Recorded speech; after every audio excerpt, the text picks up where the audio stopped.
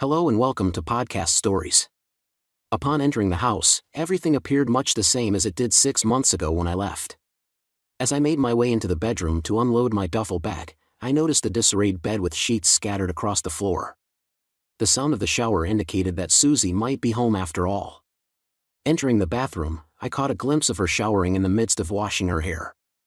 I paused for a moment, taking in the sight of my wife before me. Susie stands about 5 feet 5 inches with brown eyes, sporting a short brunette bob. "Are you getting ready to come pick me up?" I asked, startled. Susie jumped and let out a small scream. "My God, you scared me half to death. What are you doing home already?"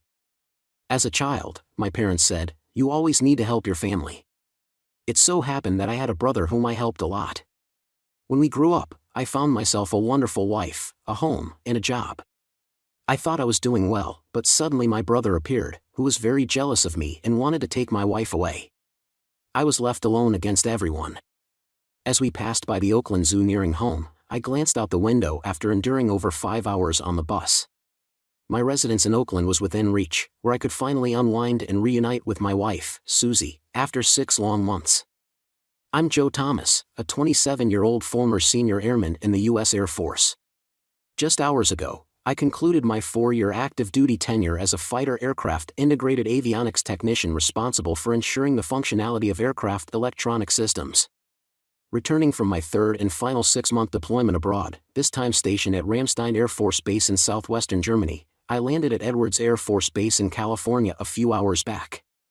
Opting for a bus journey through the Californian countryside, I sought relaxation and contemplation after the long haul from Germany, pondering my future career path with my military service behind me. Decisions about my professional trajectory loom. My father, Bill Thomas, has been an electrical contractor in Oakland for years, overseeing the family business.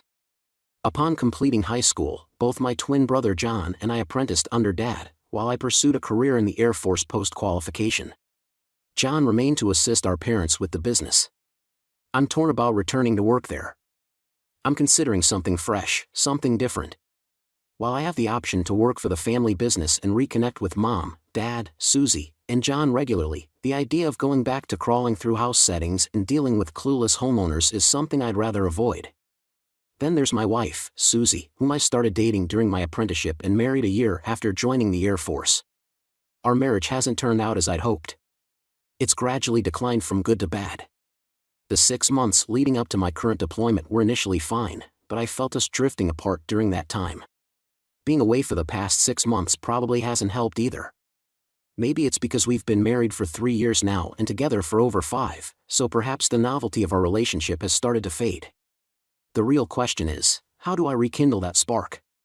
Susie also works for the family business, assisting my mom in managing it, handling finances, arranging jobs, and overseeing the electrical gear sales ordering and stocking, while Dad, John, and the other electricians handle customer jobs. I'm uncertain about how she'd react to my decision not to return to the family business but pursue something new instead. I always believed she took the job to have family nearby while I was away, even though it was my family, not hers. Susie, originally from the Midwest, relocated to the Bay Area for college, majoring in business. I wonder if Dad's business would be as successful without her. Even though Mom is technically the business manager, we all know Susie runs the show. After catching a connecting bus a few blocks from home, I opted to walk the rest of the way, carrying my duffel bag, arriving at my doorstep by 4 p.m. I'm unsure if Susie will be there, since my original plan was to return around 7 p.m., with her picking me up from Fairfield after my transport to Travis Air Force Base. Fortunately, I managed to catch an earlier transport to Edwards, allowing me to take the bus across California this afternoon. Upon entering the house, everything appeared much the same as it did 6 months ago when I left. As I made my way into the bedroom to unload my duffel bag, I noticed a disarrayed bed with sheets scattered across the floor. The sound of the shower indicated that Susie might be home after all. Entering the bathroom, I caught a glimpse of her showering in the midst of washing her hair. I paused for a moment, taking in the sight of my wife before me. Susie stands about 5 feet 5 inches with brown eyes, sporting a short brunette bob. "Are you getting ready to come pick me up?" I asked, startled. Susie jumped and let out a small scream. "My God, you scared me half to death. What are you doing home already?" I caught an early transport, so here I am, I replied. I'll be out shortly, okay? I was thinking of joining you. I've been traveling for the better part of the last 24 hours. I'll be done soon, then you can have the shower to yourself. Where's the welcome back or the proximity of welcome back? It felt like Susie wasn't even happy to see me. Exiting the bathroom, I grabbed my clothes from the bag and headed to the laundry. By the time I started the washing machine and left the laundry room, Susie emerged in the lounge room wearing a bathrobe, her hair wrapped in a towel. So, are you really done with the Air Force? They didn't convince you to re-enlist, she asked. They tried, but no. I finished my active duty. Can they call you back if there's a war? They can, but only for the next 4 years, I replied. Susie nodded and headed towards the bedroom. I went to the kitchen to get a glass of water. This wasn't the warm welcome I expected from Susie. I hoped for a hug, a kiss, anything. She acted as if I'd just returned from the store, not a 6-month deployment overseas. This wasn't like Susie at all. I trailed after her into our bedroom, lingering in the doorway as she hastily gathered the sheets from the floor and straightened up the room. Eventually, Susie caught sight of me. Are you just going to stand there, or are you going to lend a hand? I didn't create this mess. How did the room end up looking like a tornado hit it? Have you been tossing and turning in the middle of the day? Susie shot me a glare. For a moment, I was rushed this morning before work. I came home early to prepare for your return, and yet you don't seem thrilled to see me. Susie didn't reply, focusing on making the bed. I turned and headed back to the living room, settling onto the couch. I'm not implying Susie was unfaithful while I was away in Germany. Our relationship had been cooling before my departure, but her apparent indifference to my return after 6 months was concerning. I decided to lay back on the couch and push the thoughts aside. Before long, I drifted off to sleep. Joe! Joe! Dinner will be ready soon. Go take a shower. I awoke from my sleep, finding darkness outside indicating I had slept for a few hours. Heading to the bathroom, I turned on the shower, undressed, and stood beneath the hot water, feeling refreshed and relaxed. Upon returning to the dining room, Susie had set the table with porterhouse steaks and mashed potatoes, my favorite. That smells delicious. Welcome home, Joe. Thanks, we also have ice cream for dessert. Smiling at Susie, I began to enjoy my meal. Why didn't you call me from Fairfield? I could have picked you up. I didn't fly into Travis, I landed at Edwards this morning and took the bus here. I thought you'd still be at work. Did you come straight home, or did you visit your mom and dad? No, straight home to the warm embrace of my loving wife. I'm sorry. I had plans for tonight, and you surprised me. I didn't mean to neglect saying hello properly. It's okay, we can make up for it after dinner.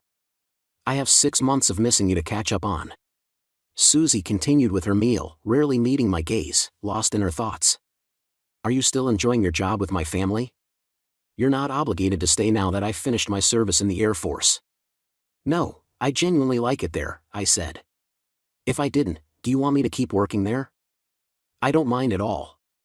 I just assumed you preferred it while I was away, but now that I'm back, you have the freedom to choose. I'm happy where I am. Your mom is wonderful to work with. And what about Dad and JN? Are they treating you well, too? Yes, absolutely. Your dad and Betty rely on me. JN is just as kind as ever. The others respect me as the boss, so they behave, or else. We finished eating and moved to the lounge for ice cream. Susie took the recliner, leaving a space between us on the couch. Why did it feel like she was avoiding me? After dessert, she reached for the TV remote. Susie, could we leave it off? Come sit with me, please. I'd like some quality time together. Susie approached me tentatively, taking a seat on the couch beside me. However, instead of leaning back and cuddling up, she perched near the edge, prompting me to draw her closer. When I leaned in for a kiss, she turned her head, opting for a hug instead. Yet even that embrace felt more familial than the intimate connection I expected from my wife of 3 years. What's going on, Susie? What do you mean? Come on, I can tell when you're giving me the cold shoulder. I've been away for 6 months, and since I've been back, you haven't kissed me once. I even tried to guilt trip you into hugging me earlier, and now you're avoiding sitting close, cuddling, or kissing. So what's happening? I just need time to readjust to having you home again. I suppose baloney. You never needed time before. What's changed? Susie remained silent, averting her gaze. Have you been seeing someone else? Susie shot me an angry glare before standing up. I thought she was going to speak, but she bit her tongue and headed toward the bedroom instead. Where are you going? Can't you at least answer that simple question? The sound of the bedroom door slamming shut echoed through the house. I took a few deep breaths before following her, unsure whether to apologize or demand an explanation. I discovered she had locked the bedroom door. Susie, what are you doing? Can you unlock the door so we can talk about this? My only response was silence. I returned to the living room and reclined on the couch, uncertain of my thoughts. Was Susie upset with me for questioning her fidelity, or was she angry because I hit the nail on the head? Either way, this discussion isn't finished. Trying to distract myself, I turned on the TV, tuning into the news until I drifted off to sleep again. As sunlight flooded the living room, I woke up and stretched before heading to the kitchen for coffee, thinking I should offer Susie some too. I walked down the hallway to the bedroom. The door was open, but Susie was nowhere to be found. After checking the bathroom, I returned to the lounge and noticed her car was gone. Had she left for work already? Glancing at my phone, I realized it was almost 8 a.m., late by my standards. After making my coffee, I decided to grab breakfast before visiting Mom and Dad at the family business downtown. In the garage, I found my pickup truck covered in dust. Despite asking Susie to drive it occasionally while I was away, it seemed she hadn't. Attempting to start it, I was met with silence. I needed a jump start. Fortunately, my house sat on a slight decline, so I pushed the truck onto the road and rolled it downhill. After gaining enough momentum, I hopped in, shifted into second gear, and released the clutch. The engine roared to life. Thankfully, I resolved to take it to a garage for a checkup just to be safe. They could also assist if I needed another jump. After leaving the garage, I stopped by a cafe close to my parents' business for a syrup waffle. Then, I parked my car in front of Thomas Electrical. Upon entering, I noticed a young man behind the counter, presumably one of the new hires. "Can I assist you, sir?" he asked. "No, thank you.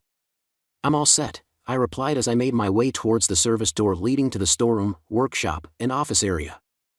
"I'm sorry, but only staff are allowed beyond this point," he interjected. "It's all right. I'm Joe Thomas, your Bill's son, the one from the Air Force." "That's right. Are my family back there?" "Yes, they're all back there at the moment." "Thanks," I said as I walked into the expansive workshop and storeroom area. I observed familiar faces among the guys gathering equipment from the racks at the far end. Susie caught my eye, engaged in conversation with my fraternal twin John. Despite sharing a birthday, we aren't identical, rather, we resemble regular siblings, each with distinct features. Standing tall at 6 feet 3 inches with a sturdy frame, I sport sandy-colored hair and bluish-gray eyes, inheriting Dad's physique but Mom's hair and eyes. In contrast, John, at 5 feet 9 inches, boasts a leaner build with dark brown hair and eyes, taking after Mom's physique but Dad's hair and eyes. What intrigued me was the nature of their discussion, seemingly more personal than work-related. I couldn't help but notice John's occasional comforting gestures towards Susie, like rubbing her arm or shoulder. As I made my way to the office, I witnessed them sharing a hug, perhaps John offering solace following my interrogation of Susie's loyalty the previous night. Inside, Mom greeted me with joy, enveloping me in a warm embrace. "It's wonderful to have you home, sweetheart." "So, is it true? Have you left the Air Force for good?" "Yeah, I decided not to re-enlist." "How have you been, Mom?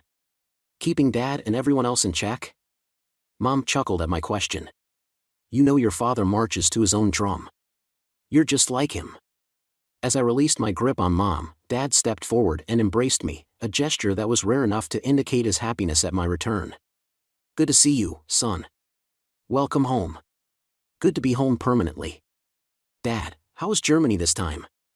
Did you enjoy it, or was it starting to feel too routine?" "It was good, and the guys there were great too. But I definitely missed all of you. What are your plans now?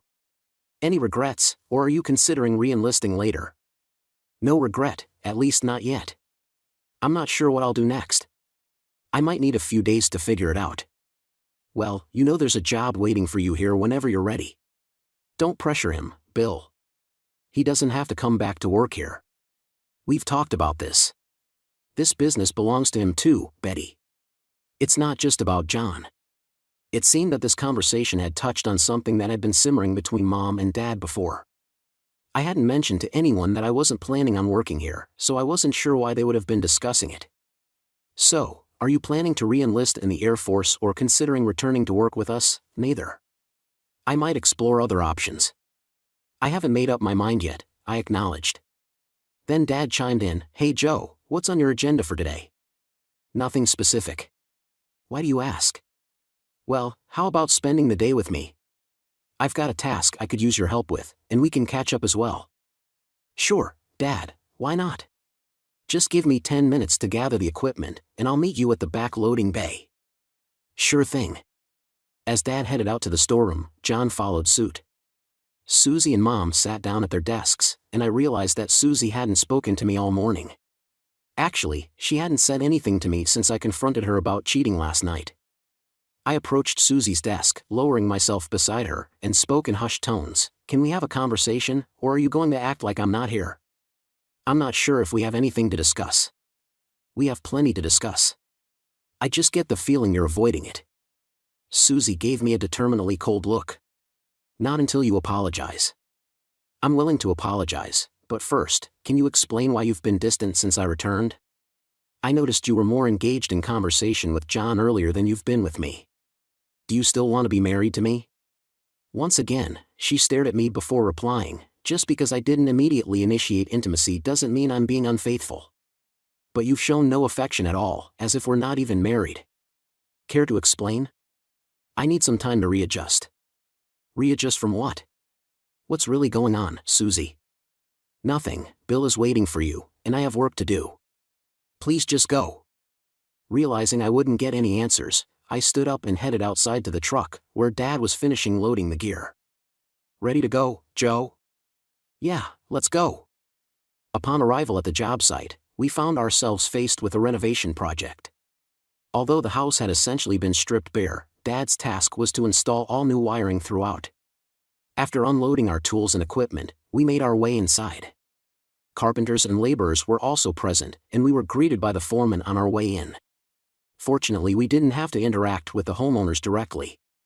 Dad had already begun work here the day before, so we were already partway through. While I started wiring for the outlets, Dad continued with the lighting. After about 2 hours, we took a lunch break, sitting on the back of Dad's truck. I took half of my sandwiches. Mom always packs too much for me. Thanks. We sat there eating, observing the other workers moving in and out of the house. This morning, Mom mentioned something about me not returning to work here, saying you two had discussed it. What's that all about? Dad glanced at me, then shook his head slightly. Mom thinks it might be best if you didn't work with us anymore, that it's John's best opportunity to succeed. I disagreed. This business is as much yours as it is John's. What is Mom implying? That my presence is somehow holding him back? She believes that currently he's content. She sees it as his best opportunity to secure a good job, start a family, and lead a happy life. How does that relate to whether I'm working with you guys? She's concerned that he might not achieve that if you're around. Geez, I knew he was her favorite, but for her to suggest that she wants me out of the picture just for his happiness, really? Yeah, I understand. We've had numerous arguments about it already. I'm not satisfied with their situation. I don't think it's fair. Wait, what situation are we discussing? Dad gave me a puzzled look, then his expression turned to shock. Damn, you're completely unaware, aren't you, about what Mom? John, what's going on? Dad glanced away, shaking his head, then returned his gaze to me. I shouldn't be the one to explain any of this. I thought you were already aware. She mentioned that you two had discussed it. What was Mom supposed to discuss with me? I'm lost. Not Betty, Susie. She informed us that you were aware. For heaven's sake, Dad, just tell me what you're talking about. Susie and John, they've been together since you left for Germany. She said you two had broken up before you left. What on earth? No, we never broke up. I sat there for a moment, stunned by what Dad had just revealed. I've been baffled since I got home because she's been distant with me, and now you're telling me she's with my brother? Dad remained silent, just shaking his head. It was evident he wasn't pleased to be caught in the middle. So both you and Mom knew about John and my wife while I've been away, and you were okay with it? No, I wasn't initially. Your mom was upset too, but she eventually accepted it and even supported them. So, have they been secretive about it? Does everyone at work know? Yeah, everyone knows. Damn, Jan is the worst. He knew I had no clue, yet he acted all friendly this morning. I'm sorry you found out like this. Susie mentioned you two were considering a separation before you went to Germany. She and John have been close for a long time. We just assumed they got together after you left because they were both lonely. It means John has been attempting to pursue my wife for a while now. It's unbelievable that he would betray me like this, although maybe it's not so surprising. Remember Maddie? She was my first serious girlfriend, and I was deeply in love with her. She confided in me that Jan had made inappropriate advances towards her at a party one night. I didn't believe her, so she ended our relationship. Then there's Jane. I know he was involved with her after we broke up. She later revealed that he had always been flirting with her while we were together. He always seems to desire what I have in terms of women. I believe he has always admired you, Joe, more like he's always envied me. So Mom thinks it's best for me to step aside so that John can have my wife and the business. Does she expect me to hand over my house, my truck, and all my money too? Would that satisfy her? Your mom didn't realize they were deceiving her. She thought you had left Susie, and she considers Susie as her own daughter. She hoped they could find happiness together, but she worried it would be challenging with you working together every day. Damn, John, he's dead to me now. Come on, Joe, he's still your brother. I understand your anger, and you have every right to feel that way, but with time, things will likely improve. Besides, Susie shares some responsibility in this, just as much as John does. No, John is my brother, my twin brother. He's the one who should support me. I'll never forgive him for this, not for the rest of our lives. And Susie, well, she truly is deceitful. Last night I confronted her about her behavior when I got home, suspecting she was cheating on me. This morning, she had the nerve to demand an apology from me. I'm really sorry about all of this, Joe. It's a complete mess. So, Dad, when you return to the store, what will you say to John and Susie, now that you know the truth? Nothing, I'm afraid. I'd lose my temper. I already gave them a piece of my mind when I found out they were together after you left, even though I thought you and Susie were separated. It was still wrong, especially since your bed was still warm when she let him in there, and you're still married. They could have at least waited until you two were divorced. I took a sip of water while pondering my next move. Despite being furious, one thing drilled into us during training was how to maintain composure in emotional situations. As I stepped into my house, memories of yesterday flooded back, starkly contrasting with my earlier blissful ignorance of my screwed-up life. Recalling my bedroom, I couldn't shake the image of them together. It seemed likely they had just finished their tryst. When I arrived, explaining her surprise at seeing me, she probably wondered if I had caught John leaving. Are you able to continue working? I understand if you need some time, I said. I'm going out, Dad. I need space to process all of this, Joe stated firmly. Don't do anything rash, Joe, all right? Don't worry about me going after John or Susie. I won't ruin my life seeking revenge on them. They're not worth it. Let those two deceitful individuals have each other. Give me a call later, Joe, just so I know you're safe and where you are, okay? Sure thing, Dad, I will, Joe replied. I strolled down the road towards the store to retrieve my pickup truck. It wasn't the welcoming return I had anticipated. Upon reaching the establishment, I intended to leave immediately, but I couldn't bring myself to. I circled around to the back and entered the office where my mom and Susie were stationed. Mom glanced up and spotted me. Have you both completed that task already? I inquired. No, Dad is still on it. I just returned to speak with my wife, the one who has been cheating on me with my own brother, Joe revealed. What are you saying? You two aren't together anymore? Mom asked, incredulously. No, Mom. I just discovered the deceit of this lying woman and my treacherous brother. We were never separated, they deceived you and Dad. Isn't that right, Susie? Joe directed his anger towards Susie, who remained silent, fleeing the office instead, undoubtedly heading to John. Do you still want Mom to push me out so John can take my wife in the business? Joe questioned, his frustration evident. I didn't realize, Joe. I thought you and Susie had separated, that's what I was told. Why didn't you mention Susie and John when I called? Neither you nor Dad brought them up, Mom explained. We thought discussing them would upset you. We figured you needed time to move on, Mom added. Well, now you see. You can't rely on them. Enjoy trusting them with the business. Joe stormed out of the office, torn between anger towards his mom and Susie. As I left, John approached me. Back off, John. It's in your best interest, I warned him. You need to go, Joe, and don't come back. This isn't your place anymore, John retorted. With that, I walked up to him, sending him to the ground with just one punch.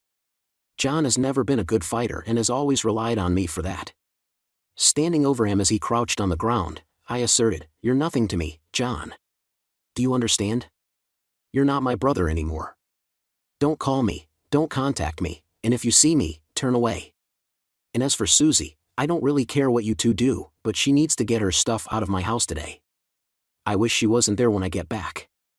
Walking past him, I left the store and jumped into my pickup truck. 3 months have passed since I discovered Susie and John's relationship.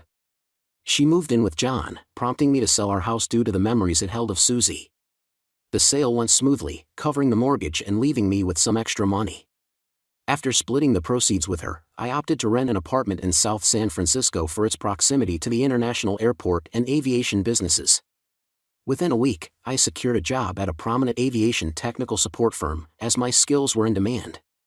Transitioning from fighter jets to commercial planes required some learning, but I was adapting, finally feeling settled in my new environment with a fresh job and supportive colleagues. I had to move forward with my life. My parents visited, and I reconciled with my mom over past events. Susie and John still worked with them, though Susie's role had been scaled back. One Friday afternoon, as I finished work, my colleagues invited me for dinner and drinks downtown, which I gladly accepted. We gathered at a restaurant at 7 p.m., enjoying a meal before indulging in drinks. By 8:30 p.m., we made our way down Grand Avenue to the nearest bar to kick off the evening. While the guys ordered drinks, I excused myself to the restroom. Upon my return, I accidentally bumped into a woman as she was exiting the ladies' room. Sorry about that, I said. It's okay, she replied, turning to face me. Maddie? Oh my God, Joe, how have you been? Maddie greeted me with a quick hug. It had been about 8 years since we last saw each other, back when we graduated high school. Maddie was the girl I had my first experience with at 18, my first real love. She was also the first girlfriend my brother had tried to betray me with behind my back. You're looking great, Maddie, even better than back in high school. Do you reside in South City as well, or are you just visiting? I inquired. I live in San Bruno, close to the airport. That's where I work, right nearby. I'm here with some colleagues from work. You work at SFO? I work there too, seriously, what's your role? She asked. I manage a travel agency. What about you? She continued. I'm an avionics technician. How did you get into that? I thought you'd be working with your dad's electrical business, I explained. I did initially. I apprenticed with him, but later I joined the Air Force once I was qualified, I answered. And you're out of the Air Force now? She asked. Yes, I completed my 4-year enlistment. I'm happy to be a civilian again now, I replied. All right, and I heard you got married too, she remarked. Yeah, I was, but not anymore. We're separated. How about you? You can't possibly still be single, I said. Actually, I am, but like you, I'm separated as well, for about 6 months now, she revealed. I acknowledged Maddie with a nod as a rush of memories and emotions flooded my mind. She had always been the one who slipped away, beautiful, intelligent, and devilishly witty. I apologize if I'm keeping you from your date. He'll likely come looking for you soon. You're still as smooth as ever, Joe, but I'm not here with a date, just a few girlfriends. Are they single too? What, are you already tired of my company? Never actually. Some of the guys I'm with are single as well. How about we gather our friends and make it a fun night for everyone? That sounds like a plan. We're at the front table. I'm sure we can arrange for another table. Great. I'll bring the guys over. We returned to our respective tables, where I found a beer waiting for me. Took you a while, Joe. Were you in the bathroom? Mike teased. Nah, just ran into an old flame on the way back, I responded. The individuals I'm seated with include Mike, Brian, Jay, and Teddy. Teddy, being the eldest, serves as our team leader. He's a married man with extensive job experience, much like myself, having also served in the Air Force. The remaining 3, including me, hold similar positions, and to my knowledge, they are all single. Does she have friends? Jay inquired. Yes, she does. I've already arranged for us to join them. They're seated at the front table over there, I replied. The group turned their attention to the trio of attractive women at the table, their smiles becoming evident. They look great, Teddy. Do you think Joe might deserve a promotion for this? Remember, I'm married. You guys can buy Joe a beer to express your gratitude, not me. I'm already involved with someone. But for you 3, it could be your lucky night, Teddy directed. Let's not just stare at them. Let's go over and join them, Brian chimed in. Agreed, Mike responded as we all made our way to the table. Hey, Maddie. Hi, Joe. Could you guys grab the other table and chair over there and bring them over while we arrange the 2 tables? Maddie took charge of introductions. I'm Maddie, and these are Bethany and Kira. Hey, ladies. I'm Joe, and this is Jay, Mike, Brian, and our boss, Teddy, I added. So, how do you know Joe, Maddie? Kira inquired. He was my first love. We were high school sweethearts, Maddie explained, eliciting gasps from Kira and Beth. So, Joe, are you single? Kira followed up. Yes, he is, but don't even think about playing matchmaker for us.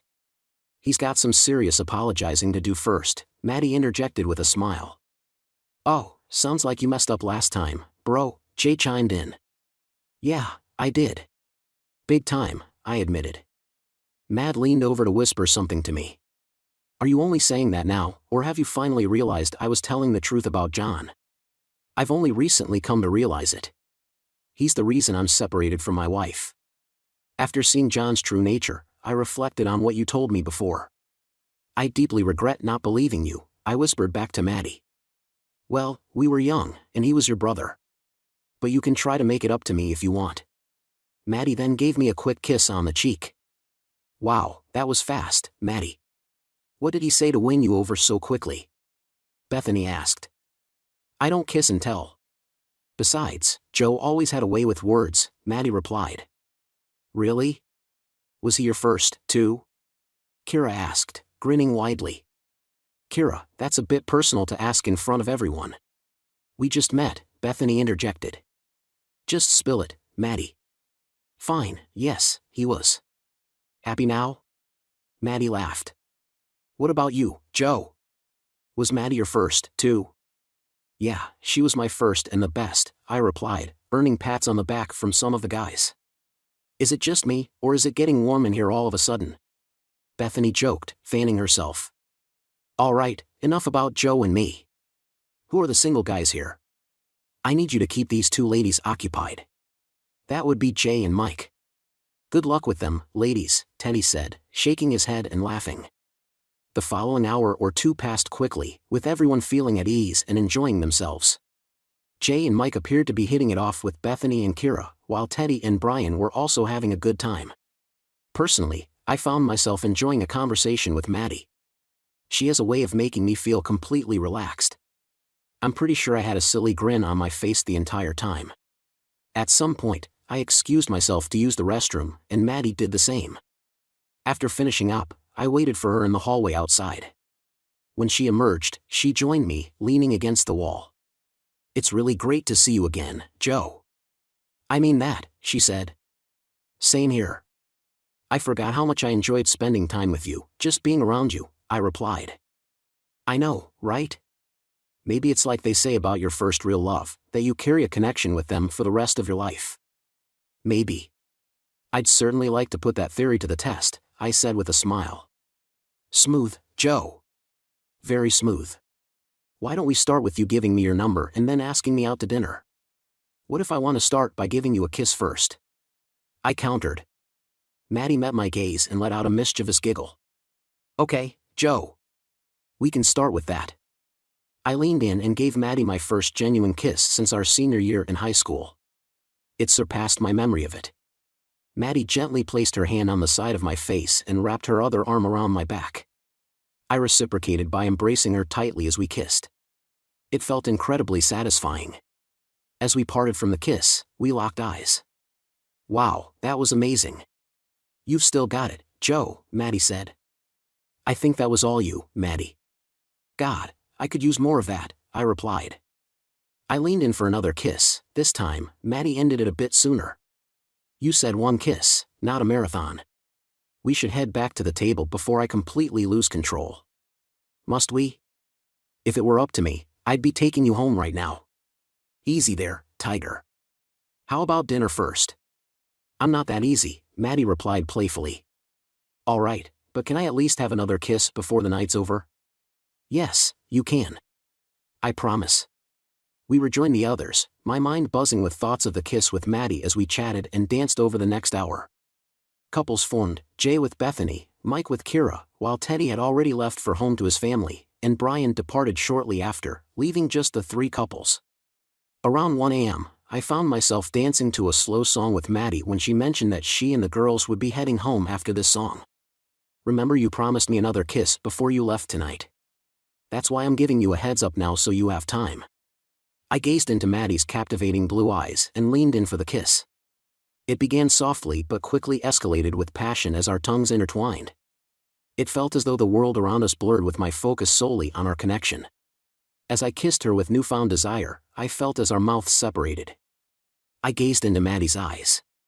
Upon opening mine, she appeared breathless, offering no words, no laughter, or her usual playful banter. Maddie drew me closer and kissed me again.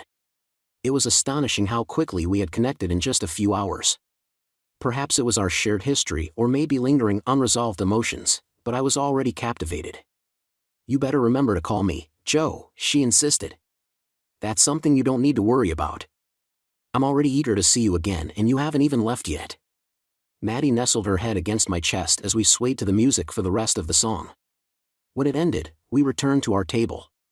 Jay and Bethany were already there, lost in a kiss, with Mike and Kira trailing behind us from the dance floor. The evening was becoming surreal. Could it really be that three couples were forming in one night?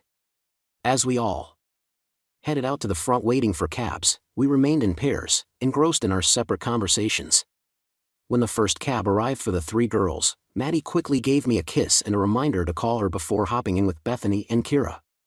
Left standing there were Jay, Mike, and myself. Joe, I really appreciate this. Bethany is amazing. We've already set up another date, Jay said. Same here. Kira actually asked me out. I was too nervous to do it myself, fearing she might say no, Mike replied. I'm glad I could assist, guys. Tonight has been fantastic, even better than I had hoped for. Saturday morning rolled in with a slight hangover, but nothing unbearable. Thoughts of last night, especially Maddie, already occupied my mind. After a quick shower and getting dressed, I made my way to a nearby cafe for some coffee and waffles while mulling over Maddie. My phone interrupted with a call. Hello? Hi, Joe. I realized I didn't give you my number last night. I just got yours, so make sure to save this, okay? Will do. Actually, I've been thinking about you all morning. Well, that's not entirely true. You've been on my mind since last night. Really? Already smitten with me, Joe Thomas? If we were in Salem in the 1600s, I'd accuse you of witchcraft for casting a love spell on me. Oh my God, did you rehearse that line? Maddie chuckled on the other end. Maybe a little. Did it work? Yes, it did. So if I have you under my spell, can I command you to take me to lunch later? Consider it done. Just text me your address and the time. Will do. And Joe, thanks for last night. I haven't felt this happy in a while. I feel the same. It's like hitting the reset button on life, new place, new job, new friends, and hopefully, someone special to share it all with. If I find out who she is, I might have to compete, Maddie replied with a mischievous giggle. What? I laughed at her unexpected response. Well, we're not exactly new, but maybe we Can make it special this time around. I'll take that. All right, my waffles are getting cold. Don't forget to text me your address. I'll do it now. See you soon, Joe. Bye, Maddie. As I drove up to Maddie's apartment complex, I noticed that there were no parking spaces available. Fortunately, while looking around the neighborhood, I noticed Maddie coming out of the main entrance. I honked at her and waved. She looked stunning in a light blue floral summer dress that accentuated her tan skin and loose blonde curls. I couldn't help but hope that she still had those amazing cheerleader legs and toned buttocks that I remembered. While most guys admired Maddie's curvaceous and beautiful face, my attention was initially drawn to her legs and buttocks. In my eyes, she was undoubtedly the most attractive cheerleader in our high school, and I considered myself the luckiest guy on the football team to date her, and this opinion was shared by many of my teammates. Maddie jumped into my spotless pickup truck, the result of 2 hours of morning cleaning especially for her. She leaned over and kissed me on the cheek. So, where are we going for lunch, Joe? What about Pedro Point? We can have a snack on the way and then enjoy a meal while admiring the ocean view. However, it's a short walk. It sounds perfect. As we strolled along the trail towards the overlook, I reached out and took Maddie's hand, noticing her smile as I did so. We settled on a patch of grass at the trail's end, gazing out at the expanse of the Pacific Ocean. The view was breathtaking, and we sat in quiet awe for a few moments, absorbing it all. Retrieving our lunch from my backpack, we indulged in the sandwiches we had picked up along the way. I was expecting a fancy restaurant or cafe, Maddie remarked, but this is much better. I'm glad you think so. I wanted to make today memorable. Just dining out wouldn't have sufficed. Maddie nestled her head against my shoulder. You're making me feel nervous, Joe. How so? Well, just yesterday, I had no clue about your whereabouts or activities. Now, I find it hard to imagine not being with you. It's all happening so quickly, and I'm afraid of getting hurt again. I'm sorry for not trusting you before. No, not just that. I'm worried about being hurt again, especially after what I went through in my marriage. I only truly moved on from that a few months ago, and now here I am with you. I can't do a casual relationship with you either, Joe. It's all or nothing for us, and that terrifies me. What frightens you? Falling in love once more, doesn't it? Frighten you knowing how it feels when love goes wrong? I've experienced that, but I won't let it deter me. My past relationship with my ex-wife won't resemble ours. You're very different from her, and we're different together than I was with her. What about your ex? Do I remind you of him? No, not at all. I always wished he was more like you, or at least how I remember you. But what if you're not who I remember? What if you turn out to be more like him than I'd like? I can't speak for your ex or what happened between you two, but in my mind, I'm still that same high school kid who fell for you. I've gained some scars and experiences since then, some good, some bad, but I'm still the same person, still hopeful for a great life shared with someone I love. Okay, but if you hurt me again, I won't give you another chance. I won't need another chance. I promise. Maddie lifted her head, and we shared a soft kiss. After lunch, we returned to Maddie's place to hang out, or rather, to make out. I did not insist on intimacy with Maddie as she expressed concern about the pace of our relationship, so I opted to take it slow and let her dictate the speed of our progress. On Saturday night, Maddie had plans to see a movie with Bethany, so we ended up double dating with them and Bethany's partner, Jay. I didn't spend the night, and on Sunday, I visited my parents for lunch, ensuring that JN and Susie wouldn't be there. Throughout the following week, I took Maddie out to dinner twice. On Friday night, the three couples went out together again. It wasn't even 10 p.m. when Maddie leaned over to me at our table. Joe, could you take me home? Are you feeling all right? Is something the matter? No, everything's fine. Actually, it's quite the opposite. I want you to take me home. I met Maddie's gaze, arching my eyebrows. Are you sure? Yes, absolutely. Maddie gave me a gentle kiss on the lips before we rose from our seats, and I informed our four friends that we were leaving. They seemed to understand without any objections. Once we arrived back at Maddie's place, she led me into the living room. Take a seat on the couch, Joe. I'll be out in a moment. Would you like a drink, Maddie? No, I'm fine. Feel free to help yourself, though. I considered it but opted against more alcohol, wary of its effects. I hadn't had much that night, so I decided water was the safer choice. Returning to the couch, I settled in just as Maddie emerged from her bedroom. She was clad in a seductive red satin nightgown.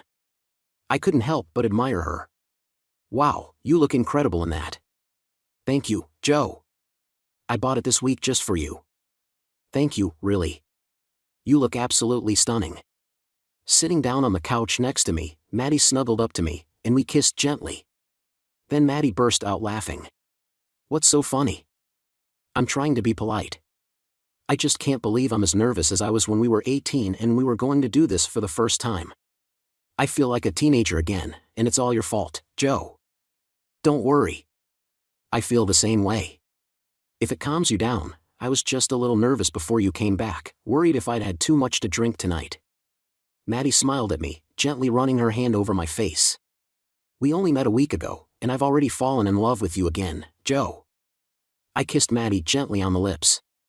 "I'm so glad to be with you too, Madeline." Maddie giggled back at the kiss.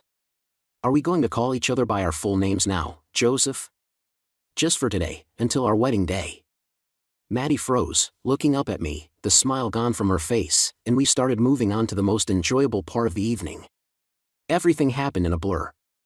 I did not feel such strong feelings of love at first. Each of us gave each other satisfaction, and then we became close. I do not know how long it lasted, but it was amazing, the best moment of my life.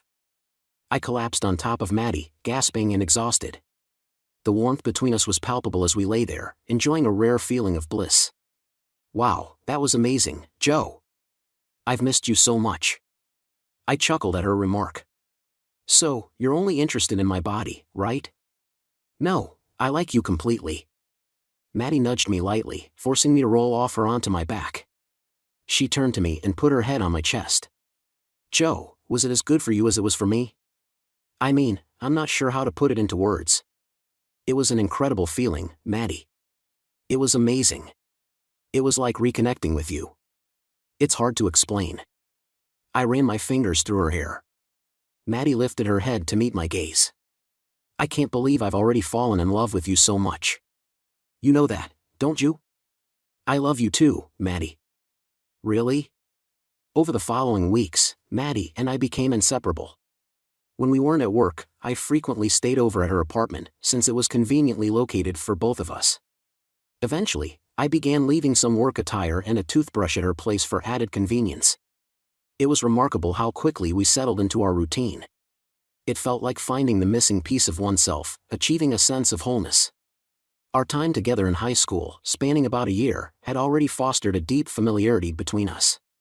Now, with greater maturity and life experiences, we were delving into a more profound understanding of ourselves. On a Tuesday evening, after returning from dinner, I lounged on Maddie's couch, relishing the happiness of being by her side. She emerged wearing an oversized t-shirt that resembled a dress and nestled beside me on the couch. "Joe?" I was thinking, it's not necessary if you're not comfortable, but should we discuss what happened in our marriages? Just so we both understand how we ended up here. What's the purpose? So we can grasp what occurred, I suppose. I don't want us to repeat the same mistakes. Oh, all right. Would you like to start, or shall I? You go ahead. I have a feeling your story might be longer than mine. Okay, where should I begin? Well, how did you two meet, and what was she like as a person, not how you see her now, but back then? We met at a bar when I was a third-year apprentice, and she was studying business at Mills College. We were both 21. She seemed pleasant but reserved. It took some effort to get her to engage in conversation. Well, a few drinks helped with that. I didn't immediately think, she's the one, or anything like that. I think we gradually grew on each other as we started dating. After my apprenticeship, I joined the Air Force. I proposed 6 months into my service, and we got married about 6 months after that. Maintaining a relationship in the military is tough, especially when your partner doesn't relocate with you. She had a job in the city while living in our place in Oakland. We had just bought a small 3-bedroom house, so we spent more time apart than together. What was her personality like? How did you both interact? Well, she was determined, quite stubborn even. It seemed like she struggled to open up about her feelings or emotions, keeping them close to her chest, even with me at times. Yet she could be warm and humorous when the mood was right. I often felt responsible for setting that mood, but sometimes I didn't have the energy for it when I was stationed abroad. Oddly enough, it seemed to benefit our relationship initially by creating a sense of longing when we were apart. When I returned home, things would be great for a month or so. I could sense her loneliness when I was away, so I arranged for Mom and Dad to hire her to help manage the family business. That way, she had familiar faces around to support her. We needed both incomes to cover the mortgage, so her joining me overseas wasn't feasible. Although in hindsight, we could have rented out our place and traveled together, I suppose. When did she begin collaborating with your parents? That would have been during my 3rd year in the Air Force, roughly a year and a half after we got married. Were you present much after that? Is that when your relationship started encountering difficulties? Yeah, I wasn't around much. I was stationed in Germany for the latter half of my 3rd year, then again for the final 6 months. During the 6 months in between, I was stationed at Edwards with one of the test squadrons, so I'd only come home on weekends. Did she start getting closer to John during that period? Yeah, I suppose so. They always got along well, but I never suspected anything else was going on. While I was at Edwards, our relationship started to deteriorate. Looking back, I think it was probably because John was making advances on her at work. Do you think she might have thought she could switch to the brother who would be home more often? Well, if it was that simple, the timing was foolish. She knew my enlistment was coming to an end, and I never said I would re-enlist. So she essentially started seeing John when I only had 6 months left. Maybe she just fell for him. He can be very convincing. It didn't affect you, right? No, but I haven't been away from you most of the time like I've been with John all this time.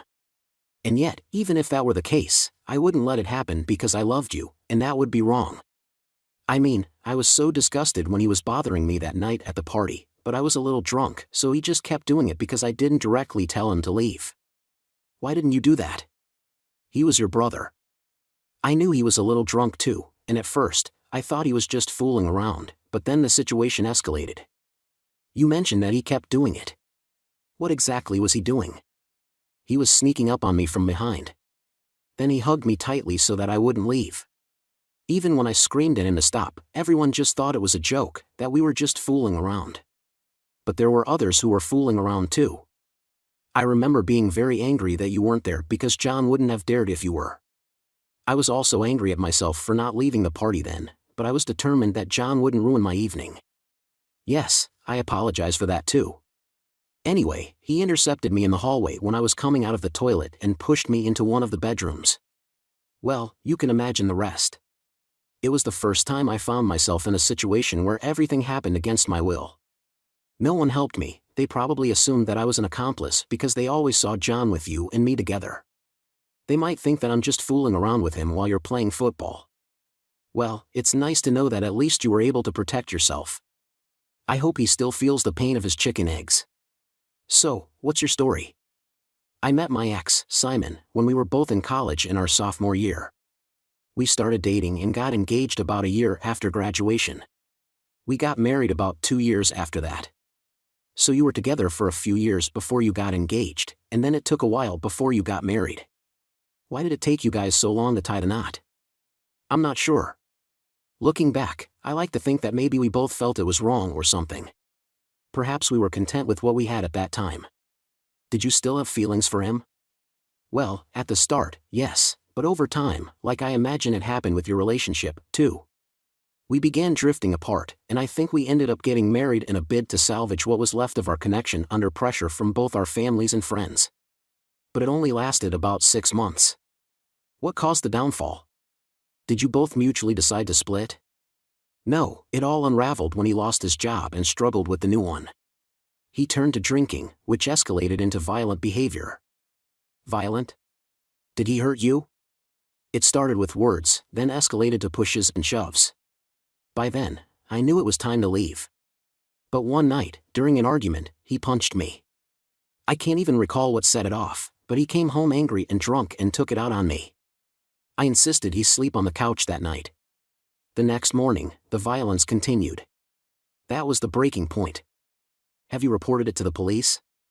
Men who abuse women often repeat their actions, so it's important to have it documented.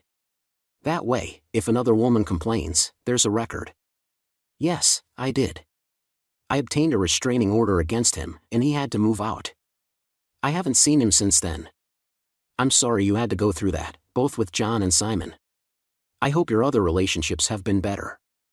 You're actually my only other boyfriend, and you've treated me well. So you didn't date anyone else in college until you met Simon? Surely there were guys interested in you during that time. There were, but I was still recovering from our relationship. I didn't feel like dating anyone. I focused on my studies and spent time with my friends. They were the ones encouraging me to start dating again. The following year, I got a lot of teasing about being like a nun, especially from Mother Meline. I chuckled at that, and Maddie playfully smacked me with a pillow. Tell me, Joe, do you think you'll ever forgive John for what happened? He's your twin brother, after all. No, I don't see that happening. It's not just about Susie or you, it's that he betrayed my trust. I've thought about it a lot since Susie left. Even though we're twins, we were never close friends. Maybe if we were identical twins, things would be different, but we're very different. He was always around, but I never enjoyed spending time with just him, and he always tried to take my friends and girlfriends for himself. Looking back, I realized I never really liked him. If he wasn't my brother, we wouldn't have been friends. You know the saying, you can choose your friends but not your family. Yeah, but it's tough when your family is always intertwined with your friends. Mom and Dad wanted me to include him in everything. I don't know why he never wanted his own thing or his own friends. That's a big reason why I joined the Air Force, to get away from him. Well, you're away from him now. Let's go to bed, Joe. I just want to cuddle for a while. Wait, you said we should talk about this so we can learn from it. What did we learn exactly? Don't fall for the wrong people, I guess. Is that all? That we made mistakes in who we loved. That and don't settle for less than you deserve. Okay, I can agree with that. Well, I'm going to take my first choice, the best girl ever, to bed then. Maddie leaned in, kissed me, then took my hand, leading me to the bedroom. Over the following weeks, things unfolded much like they had recently, though now I found it increasingly difficult to recall what life was like before reuniting with Maddie. I felt a profound sense of contentment, wondering if this was what true happiness and love felt like. Maddie joined me last weekend for lunch with my parents, who were thrilled to see her again. They were also pleased to witness my happiness and my move beyond Susie. This week, I consolidated all my belongings at Maddie's place since we were essentially living together already, rendering paying rent for two places pointless. It had been just under 6 months since legally separating from Susie and initiating divorce proceedings, while Maddie's divorce had recently been finalized 8 months after filing. Hopefully, my divorce would follow suit in a few months. My mom's 50th birthday fell on Thursday, but the celebration was scheduled for late Saturday afternoon at my parents' house. Numerous family and friends were expected, totaling over 60 guests. It was inevitable that I would encounter John and Susie at the party, but I resolved not to let their presence dictate my relationship with my parents. While we were getting ready for the party, I glanced at Maddie and was instantly captivated. Her attire wasn't overly provocative, rather subtly elegant, yet it perfectly highlighted her stunning figure. Her hair was intricately styled in a way I hadn't seen before, adding to her demure yet breathtaking appearance. Stepping up behind her, I embraced her waist, our eyes meeting in the mirror. Wow, you look incredible. I just want you all to myself when you look like this. Maybe we should make a fashionable entrance and enjoy the afternoon together. Joe, stop it. We'll have plenty of alone time after the party. Plus, I'm doing all of this for you. What do you mean? Being the most stunning person at the party? Yes, I want Susie to see how little you miss her and for John to desire what he can't have. So you're doing all of this just to make them envious? I want them to understand that we're the main attraction and they're merely leftovers. Goodness, can you be both naughty and nice simultaneously? For you, I can. I'll be whatever you need me to be. I leaned in and kissed Maddie's bare neck. I couldn't believe my luck to have her by my side. You look fantastic. I'm glad you let me choose some new outfits for you. You can't stick to t-shirts and jeans all the time. But I thought I rocked the t-shirt and jeans look, I replied. You did, but just look at you now with the blazer and trousers. You could pass for a male model or a Hollywood star. I just need to tidy up your hair before we head out. I want you looking flawless. We arrived at our parents' house around 4 p.m. and found quite a crowd already gathered. The party was taking place in the backyard, where a large gazebo had been set up. As we made our way through the house, exchanging greetings with cousins, uncles, and aunts along the way, we bumped into Mom emerging from the kitchen. She paused when she saw us, breaking into a wide smile before enveloping us in hugs. "Oh my, you two could step right off the set of a daytime TV romance. You look absolutely stunning," she exclaimed. "You're looking great too, Mom." "Hard to believe you're not a day over 40, I replied. "Oh Joe, you flatterer. Is that how you manage to charm someone as lovely as Maddie here?" "He's quite the smooth talker, Mom, but it's all genuine," Maddie chimed in. "He definitely takes after his father in that department." "Bill was quite the charmer too," Mom reminisced. "Well, happy birthday, Mom," I said, handing her the present and planting a kiss on her cheek. "Thank you both. By the way, Susie and John are outside. Will that be an issue?" Mom asked. "Not at all, Mom. Tonight's all about you, so enjoy," I reassured her. While I hadn't intended to cause any disturbance at Mom's birthday gathering, I also hadn't planned on engaging in conversation with John or Susie. We headed out to the backyard, with Dad noticing us and making his way over. "Hey Joe, hey Maddie. Wow Maddie, you look amazing. How my son managed to win your heart is a mystery to me," Dad said as he shook my hand and kissed Maddie on the cheek. "I'm not sure, Bill. Your son is quite charming. Maybe he inherited that from you. Beautiful and clever, Joe. You've chosen well." "Yeah, I think so.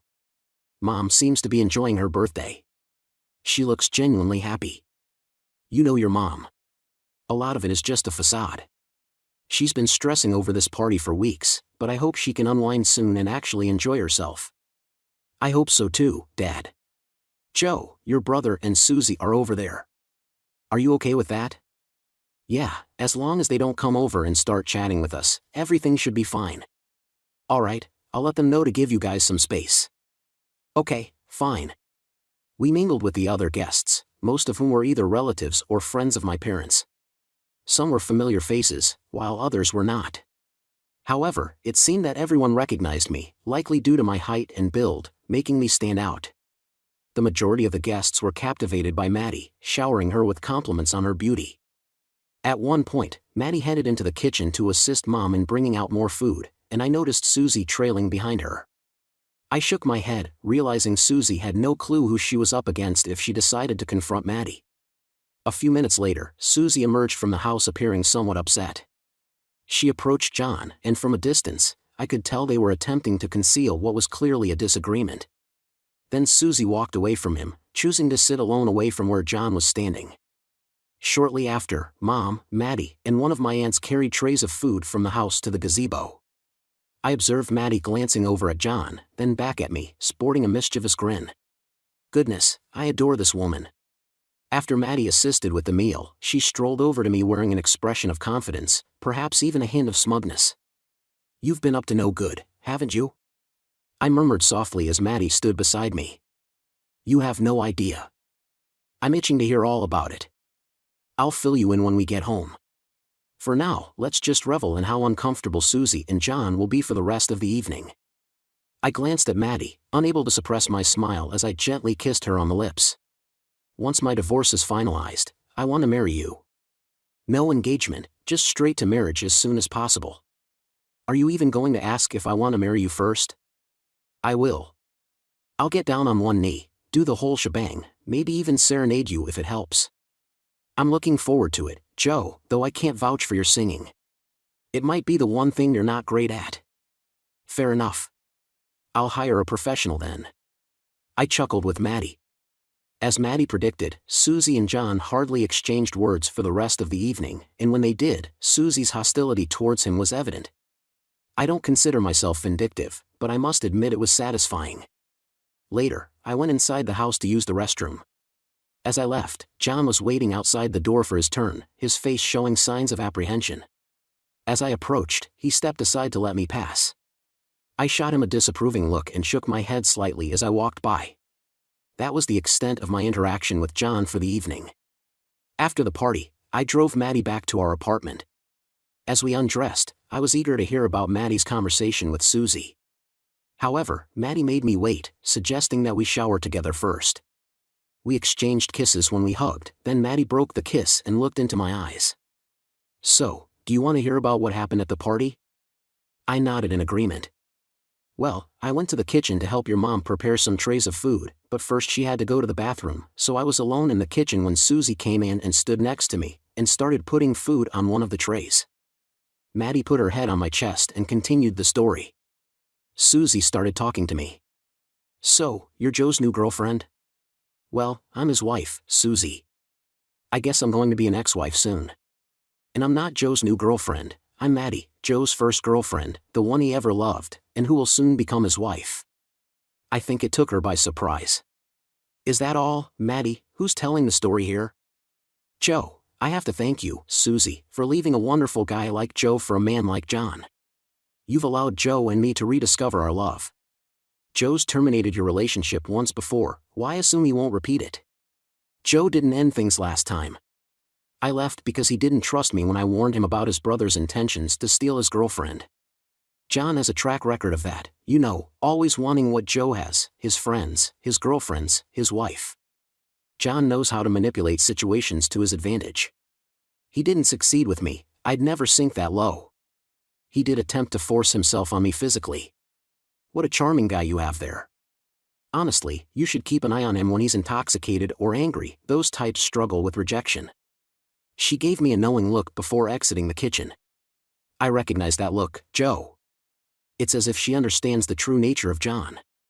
I suspect he may have been abusive toward her already, perhaps not physically yet, but she seemed to grasp it.